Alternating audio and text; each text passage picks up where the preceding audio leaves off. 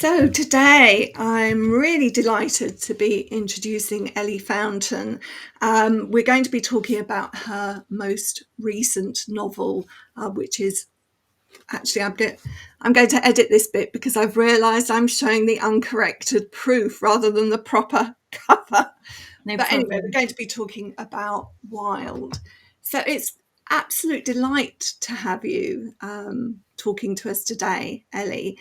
I've known you as an editor. I believe were you working at Bloomsbury when I first Yes, knew you yes, I was, yeah.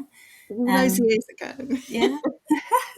And of course, now we've had Boy 87, Fake, Lost, Melt, and Wild. So I want to explore a little bit before we get into the novel itself, this relationship between editing and writing and whether they were always going on side by side for you or whether you stopped editing and writing took over. Well, when I started writing, I wasn't sure I could do it because I thought I would be self-editing from the first line, the first paragraph, the first page, and actually that was one of my biggest concerns. Could I let go? And I'm sure that anyone who writes knows that once you do start to write, actually, that's becomes your focus. And what surprised me most was how quickly that happened, and my editing instincts sort of sank into the background, which I was very grateful for. But then once I'd finished writing my first novel, I wondered how I'd feel about being edited myself by another editor, and I just had no idea how that would feel for me. Having edited other people's novels for 15 years, I knew how to do it from that side of the coin, but I wasn't quite sure what kind of author I would be. And then that was also a surprise for me because it turns out that I really love being edited. And it was a really amazing process for me and sort of gave shape to all the things I'd believed as an editor and was now experiencing that you cannot see the wood for the trees in certain parts of your own writing. It's essential to step back and allow somebody else to come in. And it was actually a huge relief Mm. to discover that not only was it okay, but I actually really enjoyed it. Yeah. That's really fascinating to me to hear. I mean, you do have an amazing editor. Is it Sarah at Yes. Edina who Yes. at Pushkin who edits your work? So Yeah. I expect there's a lot of mutual respect between the two of you. Um, but what can an editor learn from another editor? What sorts of things have you learned from her? Um, well, I think that you learn about you learn about your tics, your writing tics or your tendencies, which I think again is often a surprise. And in fact, what surprised me was that I thought I was a planner. I hoped I was a planner, having realized how important it is to plan and seeing what happens when you don't. I thought I will be the consummate planner of novels, and I would always write a plan and talk about my plan with my editor. And then I realized when I started writing that the plan is essential, but actually my favorite parts would often come whilst I was writing, and that was a total shock to me. And so I had to let go enough for that to happen. And I think that those are the parts where you really trust your editor, and that relationship is so important because you feel a bit like that's the sort of the piece that everyone's seeing with fresh eyes, the sort of surprising elements. And I think you learn about sort of the elegance, the shaping of a story through your editor's eyes, and see things that you just haven't spotted yourself, and have Mhm. those real like moments. Oh yes, and I think also knowing when to stop is important too, which editors can help you with. Well, Stop editing. there are a lot of things that I appreciate about your writing, and one of them is you use the word elegant. and it does feel very shaped. Not that I'm conscious of that because I'm being carried along by the story primarily, but it doesn't feel baggy anywhere. And it does what it has to do, and it's not overly long because of that. And I think that's important too. So lots for us to talk about. Maybe once we've introduced the story a bit, we can come back to some of these ideas around the shaping of the story. So if I were to introduce the book briefly, I would say it's the story of a young boy. I think he's 12 or 13. 14. 14. Jack. He's a troubled soul at this point that we meet him in the story because his father has died and his mother is very wrapped up in her work. And so he's finding what he thinks is solace with a group of other boys who might be taking him down a direction that perhaps isn't going to be in his best interests. That's where the story starts. And there is a move through the story when Jack's mother takes him on one of her work trips to the rainforest. Now, I always ask writers whether that's a good enough introduction or is there something really important that I've missed out as a way into thinking about this story. Again, I suppose seeing your work through the eyes of an editor is always so important, and you see it anew. And then seeing your work through the eyes of a reader is so important, and you see it anew again. And I think what people take from your stories, from your books, on their first reading, their first impressions, I value so much. So no, I wouldn't add to that. And I love people's first impressions, because I think that often they encapsulate so much, and their first impressions are often many people's first impressions, and I really love that shared experience. That the way that books are so unique and individual and personal when you read them, but also there are these sort of shared elements as well, that sort of multiple experiences. So no, I That's wouldn't all, add to I it. think that's always fascinated me because you ask some people to introduce a book and they'll do what I did, which was go for the character and say what the impact is of this story, if you like, on the character. But some people will go straight in terms of theme and say, this is a story about, and it'll be completely different, that kind Yes. of introduction there. So let's stick with character for a moment and Jack. What can you tell us about and where did he fit into this story? Was he there right from the beginning? Well, to talk about that, I suppose I do have to talk about themes a little bit because they are very linked for me, and often the theme is the motivation for the story, and it's what drives me to finish and to write. But once I have an idea of what I want to write about, the character takes over. I think about who I want to be in that story, and then I think about what that character has experienced. How do they fit into this narrative that I'm creating? And then it becomes about the character. And I realized that Jack had had this big experience in his life, and that in the way that nature impacts on many of our lives, that was going to be his salvation in many ways. And that's how the story began to weave together in my head at the beginning.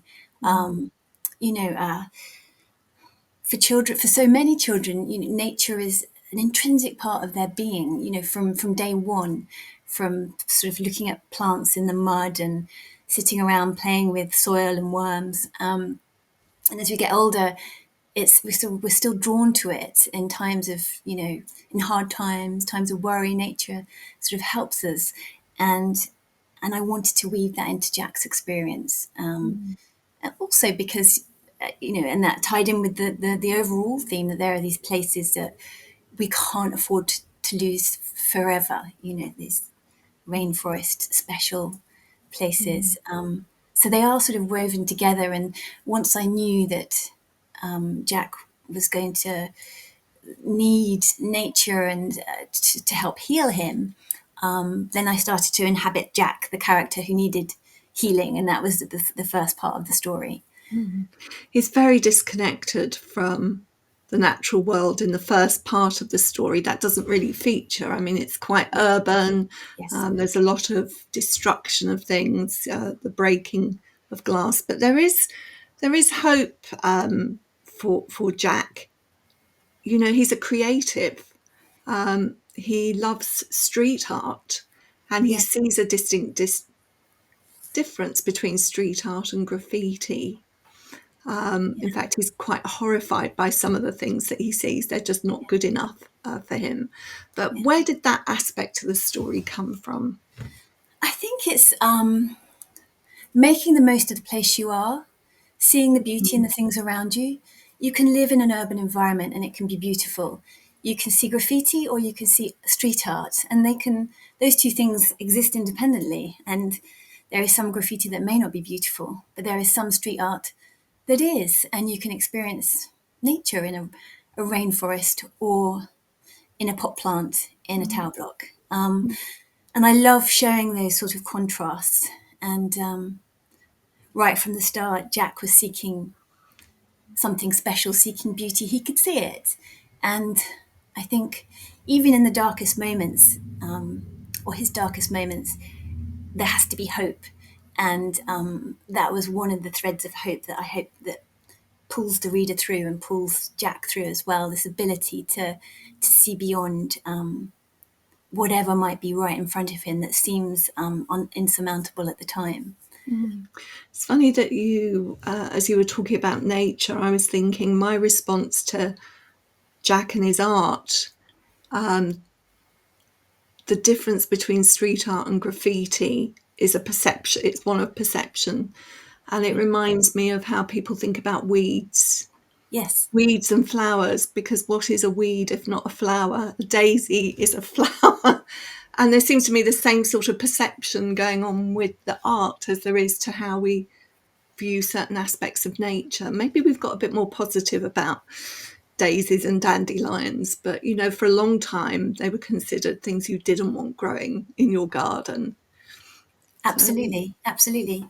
And I cultivate many weeds in my flower borders because I like them. And you choose the ones that make you feel happy, even if, yeah, one person's sort of garden weed might be your beautiful geranium. I mean, Jack's mother has a really important job, but he feels that, and maybe he's right, that that kind of takes priority over him. How did you feel about her? I mean, do you feel about your characters? Do you have feelings towards them? And how did Oh you gosh, feel about her? gosh, I have to care about them because, you know, and in the case of Jack's mother and Jack, they go through a lot together. And I don't think you can write compassionately about your characters if you don't care about them. And as a mother myself, I found it very hard to write some of the scenes with Jack's mother in. But again, it's a question of perception. And I knew that she loved him. I knew how much she cared about him. And I knew that he loved her. And so that made it okay for me to write these things because relationships aren't perfect. And it's these moments of imperfection that aren't talked about so much that everybody goes through, and that those are the ones that we need help navigating through. And so I wanted to show an imperfect experience of grief, an imperfect relationship between parents, because actually I think that's what is the norm. And she wanted to help Jack but wasn't sure how to.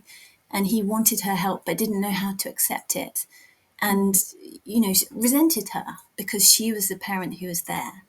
And I think all those feelings are very normal.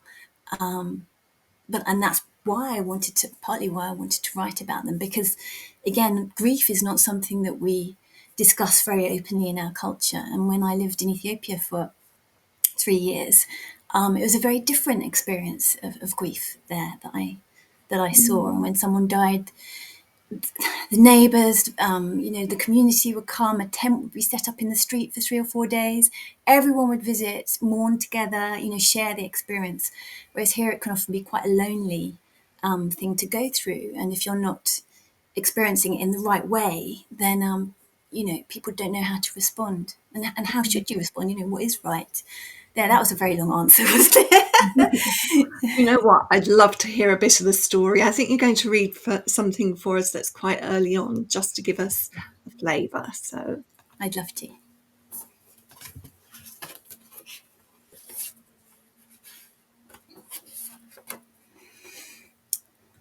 Spark.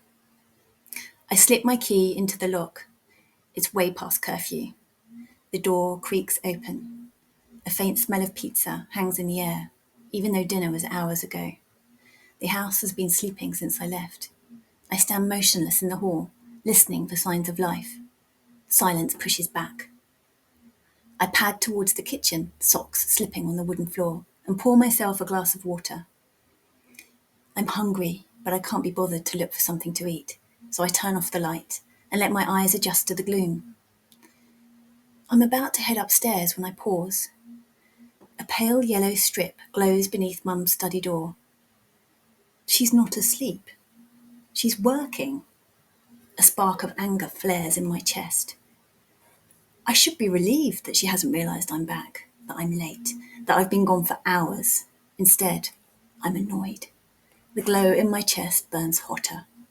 Today's happiness, sadness, fear have finally arrived, repackaged as rage. I feel my heart pumping. I take a step towards the door, then stop. I don't want to talk to her. That's what she wants. She wants me to open up, to share my feelings. If I go in, she'll think she's won, or that she's making progress, because it's all about tiny steps. I breathe deeply, then turn and walk away. The rage ebbs but doesn't disappear. It turns into something bland yet dangerous, like concrete setting in my veins. It makes me feel tough, invincible, reckless. I love that chapter. I think that it captures such an emotional truth, and I really love that line. Today's happiness, sadness, fear have all finally arrived, repackaged as rage. I think you're an incredibly emotionally intelligent writer. That's that really comes across, and I guess while we all have lived experience, I'm sure that that's where those things are coming from. So Jack's mother takes her into the rainforest, and she decides that Jack is going to go with her. Now, is this story in the rainforest? Is this where it began for you? Did it come out of things that you were seeing on the news, or from visits that you'd made to places? What sparked it? So I visited one of the oldest rainforests in the world, which is actually in Malaysia, and it's called Taman Negara. And subsequently, I visited cloud forest in Costa Rica and saw so many incredible animals, snakes and tarantulas and porcupines in trees. I mean, it was just amazing. And I remembered feeling so privileged to experience these wild places and to see these creatures. And it made such a lasting impression on me. And my kids have started studying different topics at school about recycling, pollution, topics that children study many, many times whilst they're at school, important topics. And they hear about these things in the news as well. They hear things like, areas of rainforest the size of 85 football pitches are being destroyed every minute, and it worries them. But they can't quite contextualize it. And so that's when these stories sort of start to take shape in my head. I want to make sense of these big topics by immersing my readers in the heart of them, turning them into something solid, something they can touch, something they can relate to help them interpret these snippets that they're hearing, that are part of life, things that are going on around them in the news. And I suppose that's where it began for me. Also, the thought of these places disappearing is it's almost unconscionable. So it's that sort of mix of different feelings and things I was hearing as well. So the rainforest is incredibly vivid in the way that you've drawn it, the sounds of the rainforest, although there's one line towards the end of the book, where you say that Jack has become a little less sensitive to the sounds of the rainforest, and he's realised that the things that are silent are probably the things that you should be afraid of. I love that line as well, although I've only paraphrased it. You've obviously, as you said, been to the rainforest, but did you have to do much research into the Brazilian rainforest? Yes, I'm quite a nerd. I love research. I actually I have a science degree. That's what I studied at university. I studied physiology. So researching things is something I love, and I use a whole range of sources. I mean, obviously, things I've experienced myself, places I've been to. I read newspaper articles, interviews. Of course, there are many things going on in the news at the time with a missing reporter in Brazil. I listen to recordings of birdsong. I've listened to many recordings of howler monkeys. I mean, my sources are very eclectic, and it is something I love. So I do a lot of research, and then I try to suppress it so that it's in my head, but I don't end up regurgitating loads of facts. I hope it provides richness without providing sort of unnecessary detail, which is quite difficult once you've learned loads of brilliant facts. You know, I just want to include this one as well. You think, no, stop. But yeah, research is something I really enjoy. And I also think if you're writing about another culture, another country, you have to respect that culture, that country. And one of the ways you can do that is by making sure your research is good, your facts are correct. And I think that's really important. Because this touches on threats to Indigenous life, but it's focusing very much on the issue of logging and the clearance of land. I mean, that's what they're going out to deal with. I have to ask you, Ellie, can you make a sound like a howler monkey? No, but also they did not make a sound anything like I had imagined. So for anyone Really? listening who is curious, go and have a look for a sound recording of a howler monkey, and you will be surprised by what they sound like. But it is very loud. No, I can't, I'm afraid. I have to say also that it's a great adventure story too. It's a kind of survival story, and there are lots of tips along the way. Collecting rainwater so it doesn't get protein in it. Tell us a little bit about that. Oh, well, yeah, so I mean, I have been on various adventurous expeditions in my time, and I remember camping in the Mavrodona wilderness in Zimbabwe, and we were sleeping under ponchos on sort of roll mats, and we had to collect our own water and sterilize it, sometimes from sort of puddles, etc. So I love, I really enjoy these sorts of adventure tips anyway, and have used a few myself actually along the way, including the avoiding protein in your water. And I have before drunk water that's been purified but not filtered, and that stuck in my head too. So hence putting it through the sponge. Yes, that was very much from personal experience.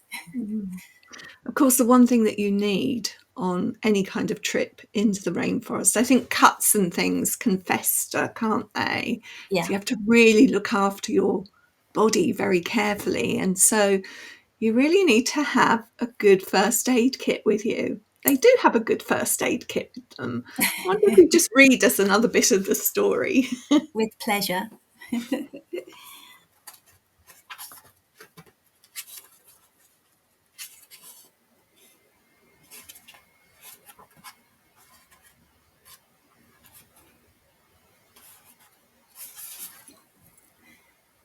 Pakoye spins round. Did you put your hand in the water? She asks. When I don't answer, she says, that's a good idea if you don't need all your fingers, or maybe your arm. I raise my eyebrows, but stop short of rolling my eyes. There are piranhas in there which would love a snack, Or if you want to take us all down, you could always get the attention of a black caiman. Okay, I get the message, David Attenborough, I snap. Jack, that's enough, Mum says. I rub my hand across my forehead. Pakoya has a gift for making me sound ridiculous. A voice whispers deep inside my head. The voice I thought had gone. It's quiet, but persistent. You made yourself sound ridiculous, it chides. 8 days until we fly home, I think. 8 days, then I can silence the voice forever. Jack, we should put antiseptic on your hand, the one which went in the water, Maria calls. Mum rummages in one of the bags and pulls out a small green box. She finds the bottle of yellow liquid before handing the kit to me. The floor's wet. Put it on your lap while I fix your hand. I can do it myself. I reach over to snatch the bottle, and my elbow knocks the first aid kit from my lap. It disappears beneath the water with barely a splash. Mum and Maria gasp. I close my eyes. I know this is bad.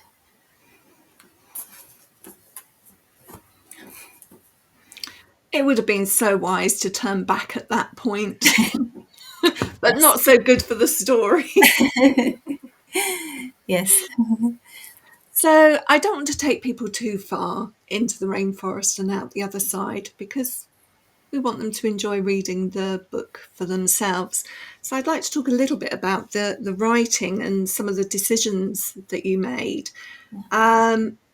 Although you don't name, I don't think you name the country, but the characters speak Portuguese. There are little bits of Portuguese dialogue in there. So from that, I'm assuming it's Brazil.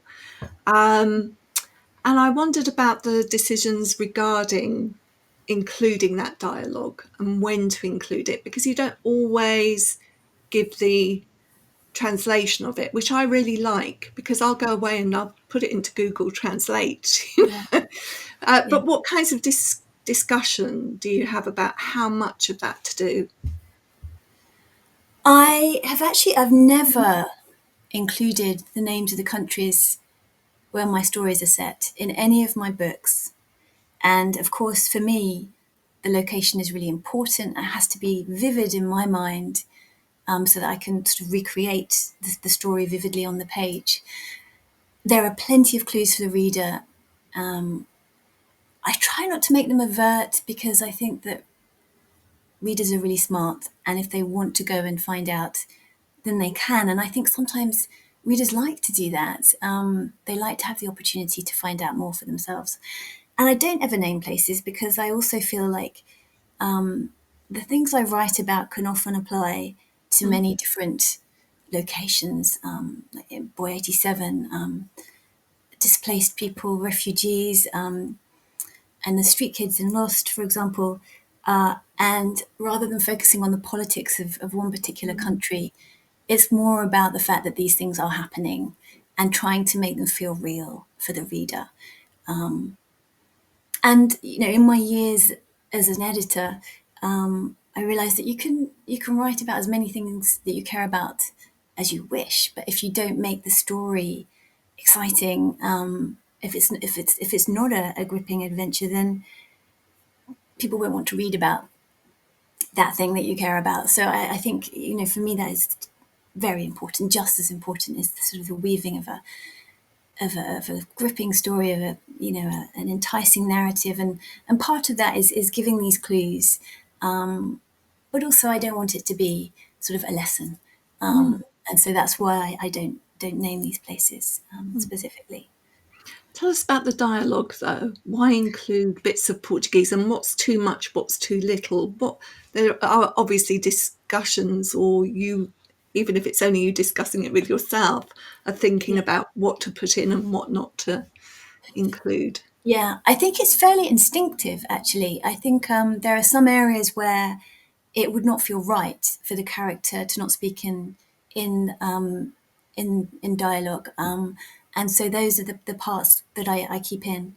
And there are other sections where, of course, it wouldn't be sustainable, and so those decisions are often quite instinctive, and then, of course, during the editing process, I go back and check that they sound right, that the balance is okay.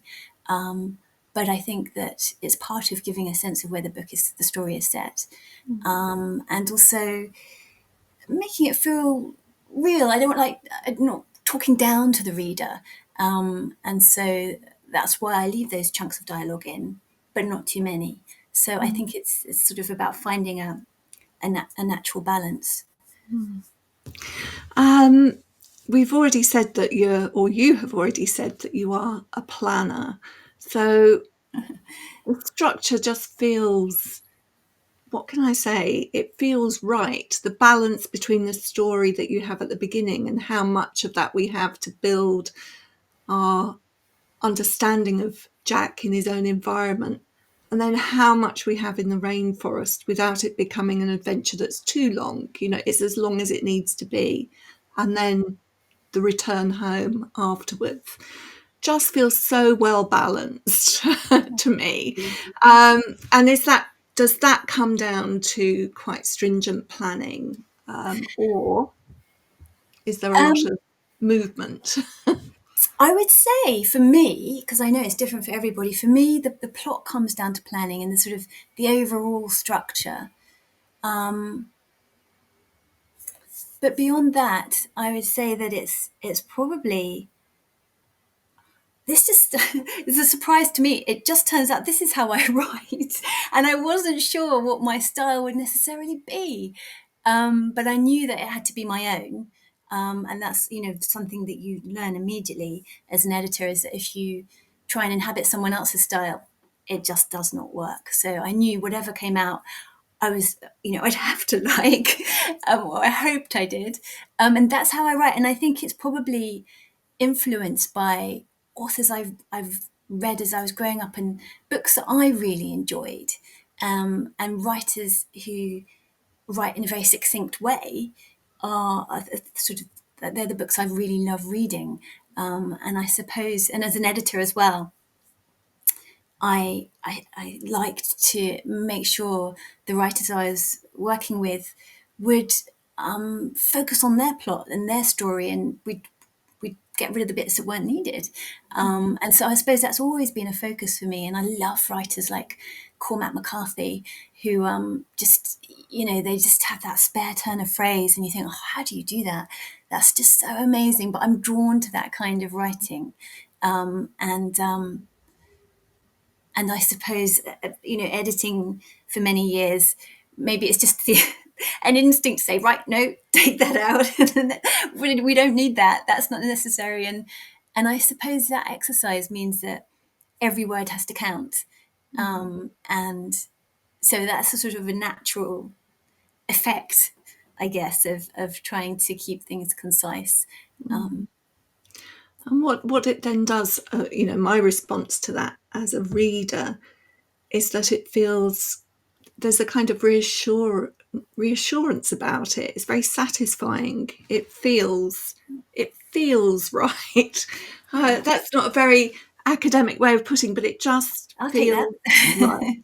Oh, thank you. And I'm really interested as well and I guess this relates to structure, and that's how you title your chapters with these single words, and whether you choose the word after you've written the chapter or before you've written the chapter. How does that all work?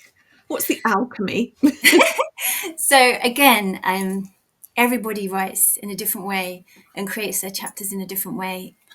I love stories that are accessible, and for me, that short chapters can help with that. And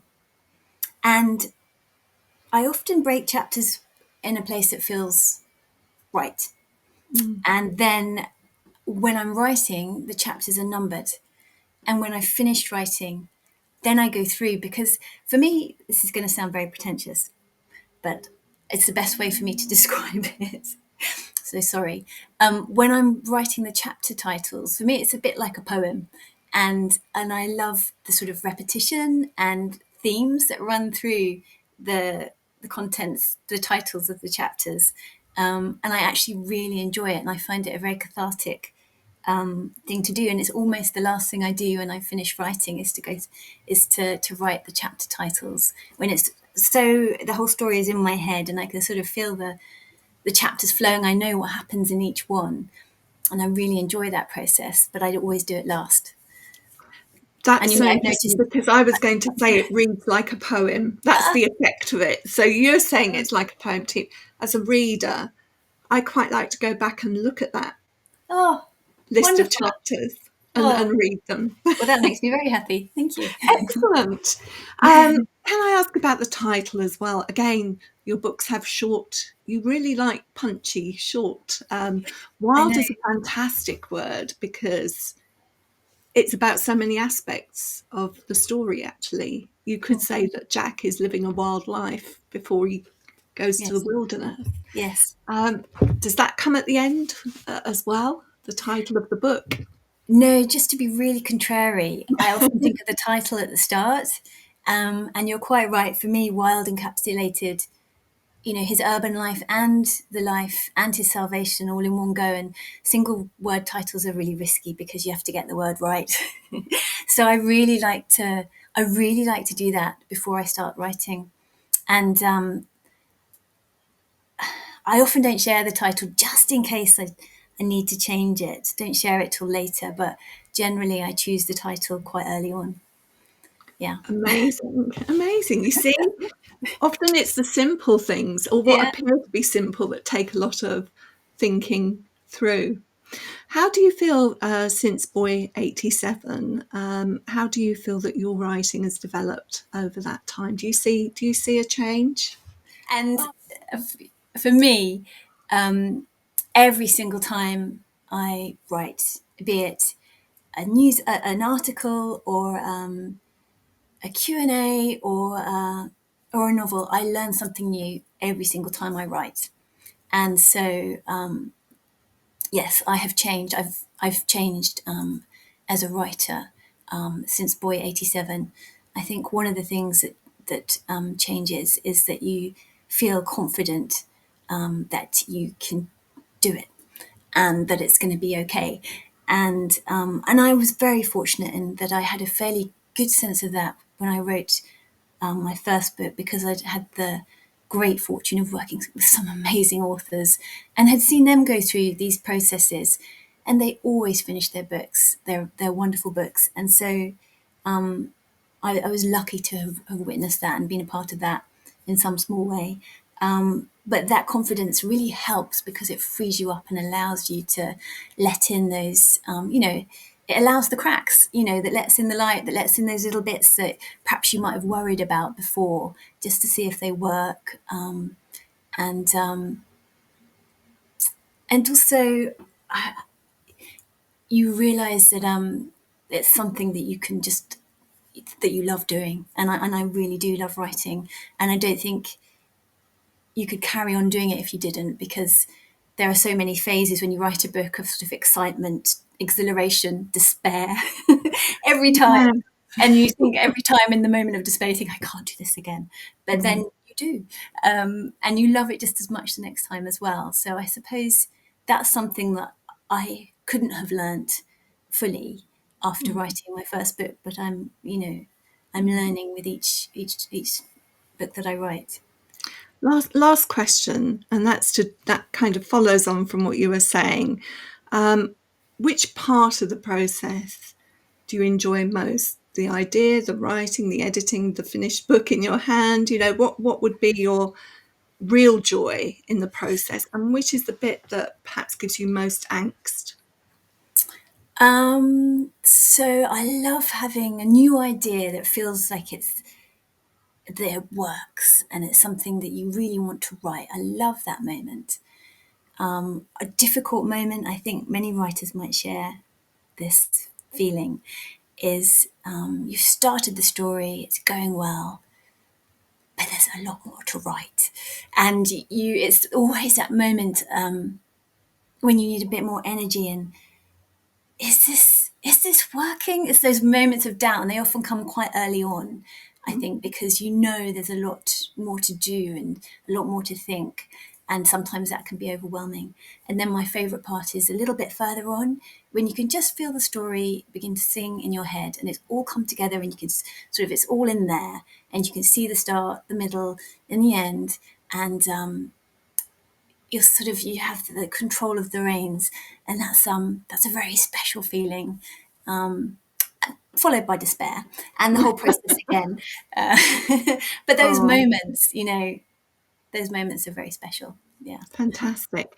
Ellie, it's been such a pleasure talking to you. I feel that there's Me so too. much more that we could talk about with Wild and your writing. I hope that you might come back and join us when the next book comes out. I'd love Maybe in to. a year's time. I don't know when it's due. Is it going to be next year?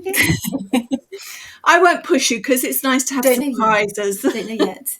But Okay, I am working on something feverishly. fantastic. Thank you so much for joining me. Well, it's been a pleasure for me. Thank you for having me.